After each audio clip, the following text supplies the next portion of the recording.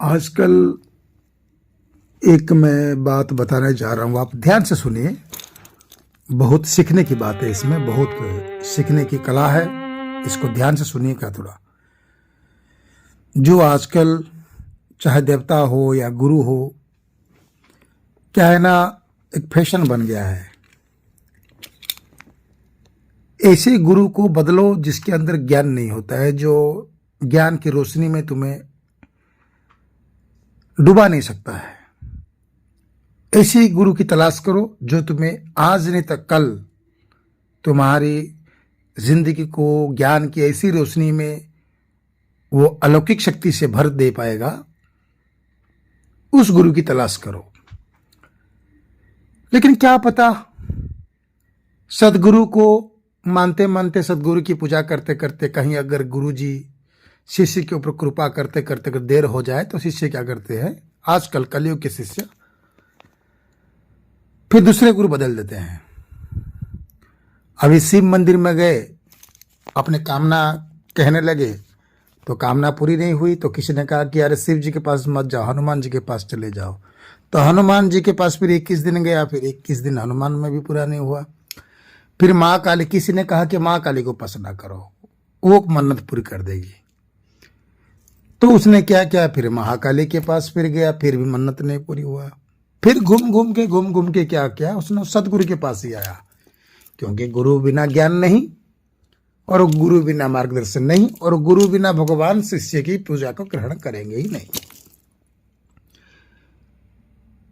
मेरे कहने का मतलब है कि अगर एक सदगुरु जिसके जो ज्ञान बांटने के लिए सार्थक है, उसमें सामर्थ्य है, भले ही गुरु तुम्हारी परीक्षा ले रहे हैं इसलिए तुम्हें देर से फल मिले, भले ही तुम्हारी गुरु परीक्षा ले रहे हैं, दर्शन में देर में दें,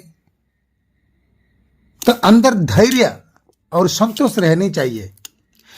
ठीक है, अरे भगवान ने आज नहीं दिया कल देंगे, गुरु जी ने कृपा नहीं किया कल करेंगे, कल नहीं करें परसों करेंगे, कहाँ जाएंगे हम? अपना दिल, अपनी जान, अपनी हृदय, अपनी प्रेम, अपने प्यार इतना वर्षा कर देंगे कि गुरु हो या भगवान हो, हमें प्रेम देने के लिए, हमें कृपा करने के लिए वो पीछे हटेंगे नहीं। लेकिन ये प्रयास आज के कलयुग के शिष्य के अंदर नहीं है। आजकल जैसे कपड़े बदलते हैं, खाना बदलते हैं, वैसे ही और गुरु भगवान को भी आजकल बदल जाते हैं।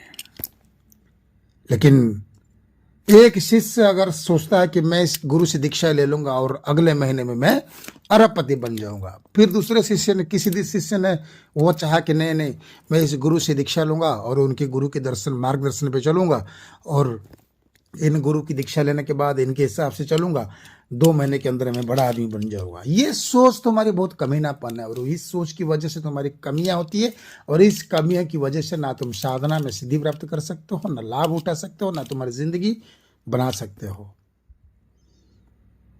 हर चीज की एक सब्र होती है, धैर्य होती है। मेरे कहने का मतलब ये है, भरोसा रखो।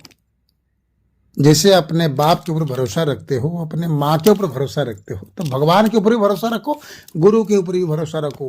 आज नहीं तो गुरु कल तुम्हें उस रोशनी के रास्ते पे लेके जाएगा, जो रास्ता रोशनियों से भरा रहेगा, और तुम्हारी जिंदगी आनंदित की बूंदों से भर जाएगा, आनंद की बारिश से भर जाएगा। लेकिन उस गुरु के बारे में बता रहा हूं, जिस गुरु के अंदर सक्षम हो कि तुम्हें साधना के मार्ग में ले सके, उच्च कोटि के साधना तुम्हें दीक्षा दे सके, शिक्षा दे सके, तुम्हें उत्तीर्ण करा सके, उस गुरु की बात कर रहा हूं। नहीं तो गुरु तो आजकल जैसे कि रास्ते पे कचरे गिरे रहते हैं, वैसे गुरु उतने कचरे के भाव में रास्ते पे गिरे रहते हैं। उस गुरु की बात नहीं कर रहा हूं मैं आपकी कहानी सुन रहा, आप ध्यान से सुनो। बहुत पुरानी है। बसरा नगर के बाहर एक कुटिया में राबिया नाम की एक तपस्विनी रहती थी। वो बहुत बड़ा ही सादा सीधा जीवन बिता रही थी। वो कभी कभी एक महात्मा उनसे कुटिया में मिलने आ जाया करते थे। तो एक दिन बसरा नगर का एक धनी व्यक्ति राबिया से मिलने आया।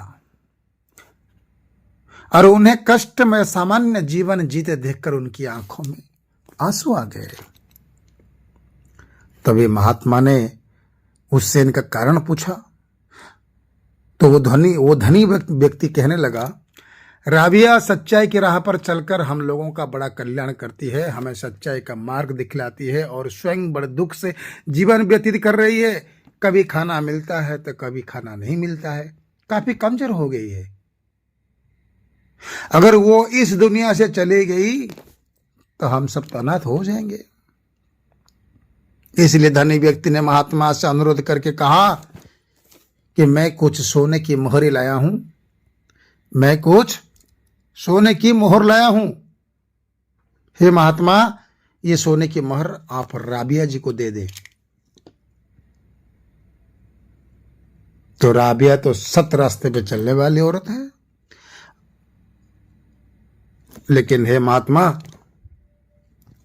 आप राबिया को कुछ सोने की मोहर दे दे, क्योंकि राबिया एक महात्मा की बातें नहीं टालेंगी। तो महात्मा ने तो धनी व्यक्ति की बातें सुनकर उसी महात्मा ने धनी व्यक्ति से पूरे सोने की मोहर ले ली और राबिया से कहने लगे, आपके ईश्वर प्रेम पर हम सबका गर्व है। आपके ईश्वर से जो प्रेम करते हैं आप, उस सब के ऊपर हमारा गर्व है। आपका शरीर बना रहेगा तब तो आपकी पूजा भी चलती रहेगी और आप पूजा कर पाएंगे और आप हमारा कल्याण भी होता रहेगा। अतः अपने शरीर की रक्षा के लिए ये सोने की मोहर से भरी हुई थैली ले लो, राबिया ले लो। तब राबिया ने कहा, राबिया ने मोहरों से भरी थैली लेने से मना कर दिया। राबिया ने मोहरों से भरी थैली लेने से मना कर दिया और कहने लगा, खुदा मेरा मालिक और रक्षक है, वो तो बुरे लोगों को भी खाना देकर उनके शरीर की रक्षा करता है, फिर वो मुझे खाना देकर मेरे शरीर की रक्षा क्यों नहीं करेगा। तो महात्मा जी ने राबिया को थैली लेने के लिए कई बार कहा। महात्मा जी ने राबिया को उस सोनों की मोहरे की थैली लेने के लिए बहुत बार कहने लगा, फिर भी राबिया ने सोने की मोहर की थैली लेने के लिए मना ही कर दिया। राबिया के संतोष और भगवान के प्रति उसके विश्वास के देखकर महात्मा और धनी आदमी दोनों ही उस तपस्विनी के चरणों में गिर पड़े और उनसे क्षमा भी मांगने लगे।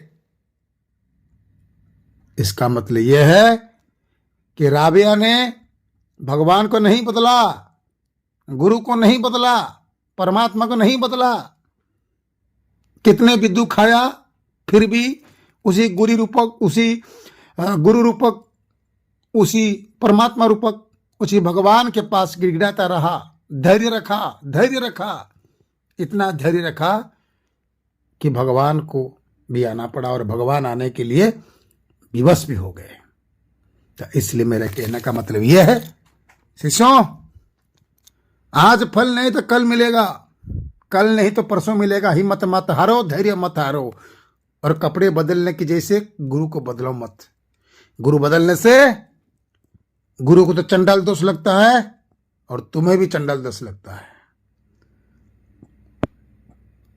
गुरु को तो चंडाल दोष लगने से गुरु तो पार हो जाएगा, लेकिन शिष्य को अगर गुरु चंडाल दोष लगा तो शिष्य पार नहीं हो पाएगा। मगर इसके मतलब ये नहीं कि रास्ते पे पड़ा हुआ, गिरा हुआ, सड़ा हुआ, भगवा कपड़े से उड़ा हुआ, रुद्राक्ष माली डाला हुआ ऐसे आदमियों को गुरु मत बनाओ। गुरु उसको बनाओ जो ज्ञान के समुद्र में तुम्हें डुबकी लगा सके, तुम्हारे साथ डूब सके, ज्ञान के समुद्र में तुम्हें नहाया सके, ज्ञान के समुद्र के पानी की एक एक बूंद तुम्हारे शरीर के अंग अंग में भर सके। उस गुरु से दीक्षा लो, उस गुरु से शिक्षा लो, उस गुरु की सेवा करो, उस गुरु के ऊपर भरोसा रखो, धैर्य रखो। एक न एक दिन तुम्हें अवश्य सिद्धि प्राप्त मिलेगा और तुम गुरु जी के साथ में सिद्धाश्रम गमन करोगे। मरने के बाद भी गुरु ही तुम्हारी आत्मा को उनके पास खुद अपने आत्मा में जोड़ देंगे और परमात्मा के साथ में तुम्हारी आत्मा को भी जोड़ देंगे। बाकी आपकी इच्छा। मेरी बातें कैसे लगी कमेंट में जरूर बताएं।